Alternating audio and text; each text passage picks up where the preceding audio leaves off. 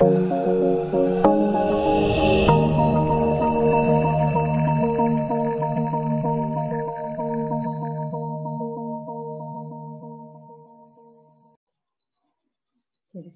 Assalamualaikum warahmatullahi wabarakatuh. Baiklah, kita ketemu lagi ya di video kali ini melanjutkan materi perkuliahan kita pengantar strategi manajemen.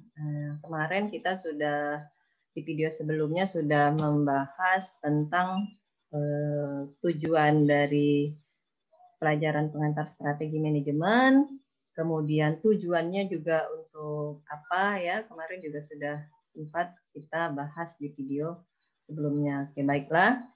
Ini ya, sekilas ya terkait yang akan dibahas tentang perumusan dan pelaksanaan, bahkan sampai evaluasi ya, untuk memungkinkan mencapai sebuah tujuan ya, tentunya dengan keputusan-keputusan yang memang sudah ditentukan. Oke, sekarang kita lanjut atau kita next dari video materi kita sebelumnya. Nah, sekarang kita coba untuk materi tentang analisa SWOT dalam sebuah manajemen. Ya, nah, jadi di sini analisa SWOT ya adalah sebuah metode ya untuk merencanakan sebuah strategis yang digunakan untuk evaluasi ya. Apa yang akan dievaluasi? Nah, jadi di sini yang akan dievaluasi yang pertama adanya kekuatan, ya, adanya strength, kemudian adanya kelemahan, adanya peluang, dan adanya sebuah ancaman. Nah, jadi dalam sebuah proyek atau suatu spekulasi bisnis, jadi 4 hal ini memang harus selalu dianalisa ya, atau memang selalu kita perhatikan ya. Oke, kita next dulu, kita coba bahas satu-satu ya, mulai dari kekuatan ya, nanti kemudian sampai adanya ancaman. Oke, ini faktornya tadi ya ada 4. Yang pertama kita coba bahas dari kekuatan ya dalam sebuah manajemen.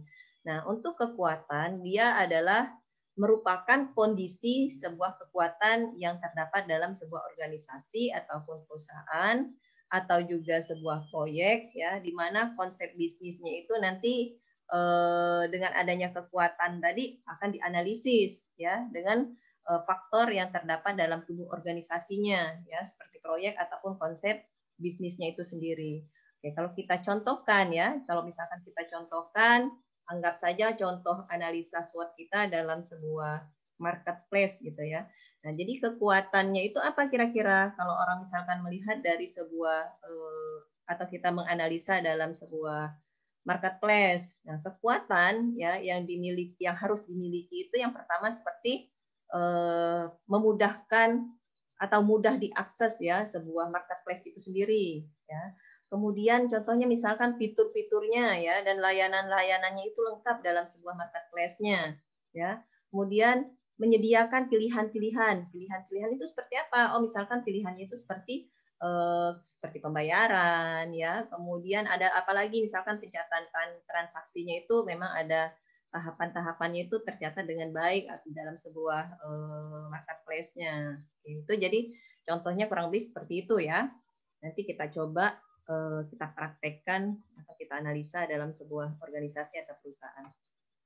Oke, yang kedua itu adalah kelemahannya. Ya, kelemahannya. Jadi kelemahan apa sih yang harus kita perhatikan ya? Jadi di sini untuk kelemahan dia merupakan kondisi yang terdapat dalam sebuah organisasi juga ya, atau proyek ataupun konsep bisnisnya itu nanti di mana kelemahan yang dianalisis itu merupakan faktor yang terdapat dalam tubuh organisasi juga ya, dalam sebuah proyek ataupun konsepnya juga. Ini juga sama seperti yang sebelumnya ya, dalam kelemahan dalam kekuatan tadi. Oke, jadi tetap akan harus diperhatikan ya. Ini juga ada hubungannya dengan konsep bisnis itu sendiri. Nah, kalau kita contohkan lagi ya dalam sebuah analisa marketplace ya, kelemahannya misalkan apa? Oke, kekuatannya tadi misalkan mudah diakses. Nah, jadi kelemahannya apa misalkan? Ya kebalikan dari yang pertama, poin pertama dari kemudahan. Oh, misalkan kesulitan untuk diakses ya. Nah, contohnya misalkan di daerah-daerah yang memang sinyalnya agak susah, misalkan sinyal internetnya mungkin agak susah. Ya. Jadi ini tetap akan kita perhatikan ya dalam sebuah organisasi ataupun sebuah usaha ataupun seperti marketplace-nya. Oke, kita lanjut. Yang ketiga adalah peluang. Nah, untuk peluang juga hampir sama ya, cuman untuk peluang ini di mana dia merupakan kondisi yang harus tetap berkembang ya di masa yang akan datang ataupun yang akan terjadi, kondisi yang merupakan peluang dari sebuah luaran dari organisasi atau proyek atau bahkan konsep bisnis itu sendiri. Contohnya misalkan adanya pesaing kita ya, kompetitor, kemudian kebijakan pemerintah ya, terus kondisi lingkungan di sekitarnya ya, itu memang menjadi peluang kita ataupun apa yang harus kita analisa dari sebuah peluang ya, kurang lebihnya seperti itu ya, luaran dari sebuah organisasi. Nah, untuk peluang ya, untuk peluang ini contohnya apa ya, kalau misalkan kita contohkan dalam kasus yang sama tadi di sebuah analisa marketplace ya, salah satunya ya kita bisa selalu melihat peluang karena memang saat ini yang kita tahu marketplace itu banyak sekali ya, seperti yang tadi dikatakan di sini, misalkan dengan adanya kompetitor kita harus bisa melihat peluang ya. Itu jadi untuk peluang. Sekarang yang keempat ini adanya ancaman. Nah, kalau ancaman ini dia kondisi yang mengancam dari luar ya. Ancaman ini dapat mengganggu organisasi ya sudah pasti ya, ataupun proyek ataupun konsep bisnis itu sendiri. Oke, contohnya apa? Nah, untuk contoh, misalnya melalui banyaknya marketplace, karena contoh kita lihat tadi di analisa marketplace, contohnya misalkan banyak sekali ya marketplace yang sekarang ini bermunculan, yang baru-baru juga yang bermunculan, yang selalu orang-orang di luar itu selalu melihat peluang ya.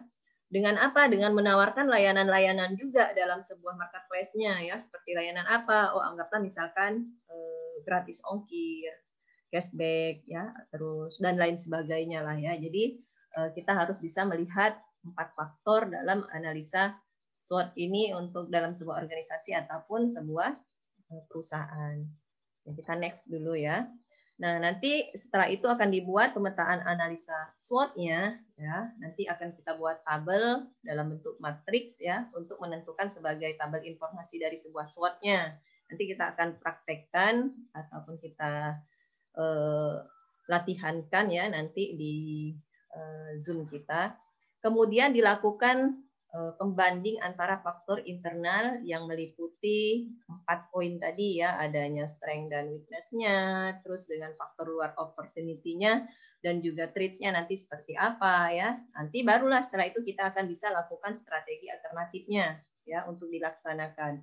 Strategi yang dipilih nanti merupakan strategi tentunya yang paling menguntungkan dengan resiko dan juga sebuah ancaman yang paling rendah ya, ataupun yang paling kecil. Nah, ini contoh dari matriknya ya, ada poin-poinnya misalkan dari treat-nya apa, dari opportunity-nya apa ya. Nanti akan kita coba bandingkan, nanti kita coba di zoom-kan. Oke ya.